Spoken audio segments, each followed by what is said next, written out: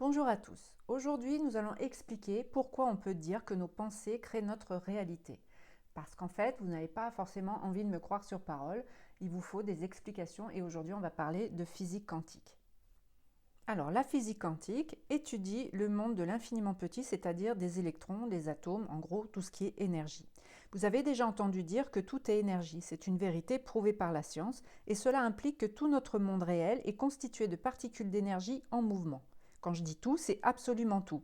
Votre environnement, de l'arbre aux fleurs en passant par les animaux, les grands objets, les petits objets, l'eau, l'air, le feu, l'éther, votre maison, votre chaise sur laquelle vous êtes assise, mais aussi votre corps physique, votre esprit et aussi vos pensées.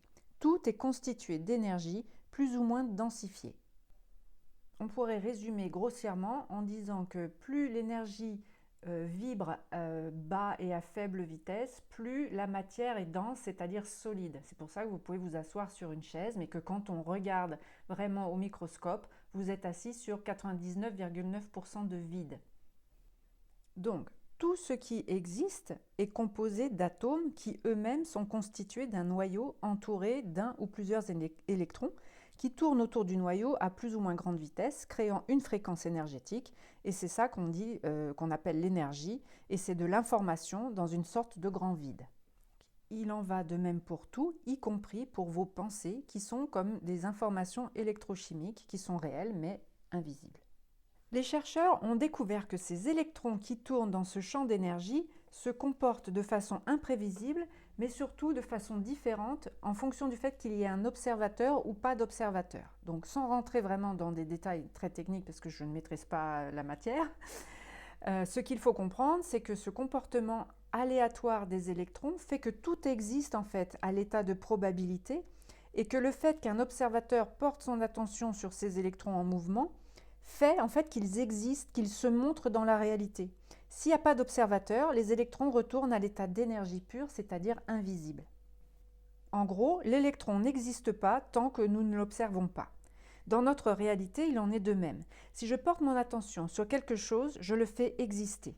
Par exemple, nos pensées, nos émotions, qui sont aussi de l'énergie, eh bien ça va être pareil. Quand je porte mon attention sur une pensée ou une émotion que je ressens, je la matérialise en quelque sorte.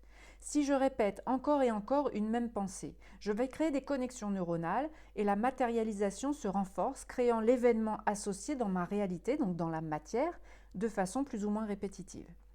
Parfois, ces pensées sont inconscientes, malheureusement, et nous portons notre attention sur elles sans en avoir vraiment conscience, sans le décider volontairement.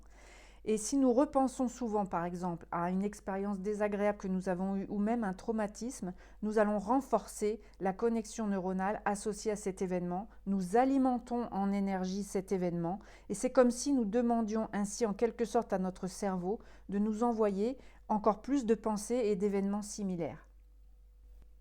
Donc en fait, pour conclure et pour résumer, les événements qui apparaissent dans notre vie, dans notre réalité, se matérialisent à cause de l'attention que nous portons aux pensées qui les créent. C'est comme un cercle vicieux. Mais la bonne nouvelle, du coup, c'est que ça fonctionne aussi de la même manière pour tout. Donc également, si je porte mon attention sur des pensées ou des événements qui sont pour moi positifs, je les crée aussi, à force d'être en train d'observer ces belles pensées et de me les répéter en quelque sorte, je crée aussi ces événements positifs qui se matérialisent dans ma réalité. Ainsi, nos pensées sont de l'énergie qui crée, qui matérialise dans notre réalité en fonction de l'attention qu'on leur porte, et c'est donc à nous de choisir ces pensées sur lesquelles nous allons porter notre attention, parce que c'est ça qu'on crée. Si on veut vraiment être précis, c'est pas tant qu'on les crée, c'est le fait qu'on les sélectionne parmi l'univers des possibles, toutes les probabilités qui existent. On va sélectionner ces pensées-là, ces événements-là, qui vont se matérialiser parce qu'on les observe eux et pas un autre.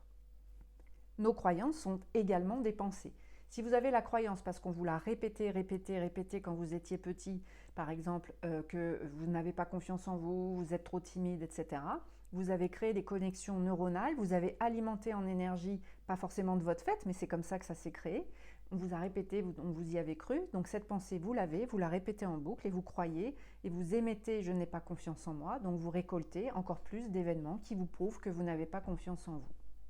C'est pour ça qu'en quelque sorte, il suffit d'affirmer l'inverse pour que la première pensée négative de je n'ai pas confiance en moi ne soit plus alimentée, ne soit plus observée dans le champ des possibles, et qu'on observe à la place et qu'on alimente à la place le contraire.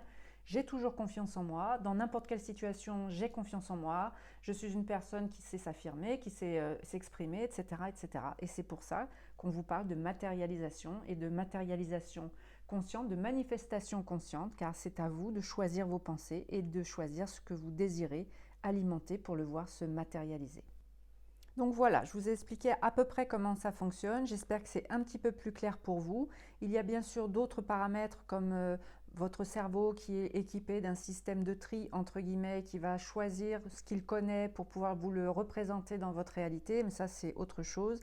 Et il ne vous reste plus maintenant qu'à créer avec vos pensées la vie que vous désirez avoir par la répétition, répétition, répétition d'affirmations donc qui correspondent à ce que vous voulez, afin de créer ces fameuses connexions neuronales qui vont dans le sens de ce que vous désirez et d'alimenter en énergie ce que vous désirez voir arriver dans votre vie. Bonne manifestation, à bientôt!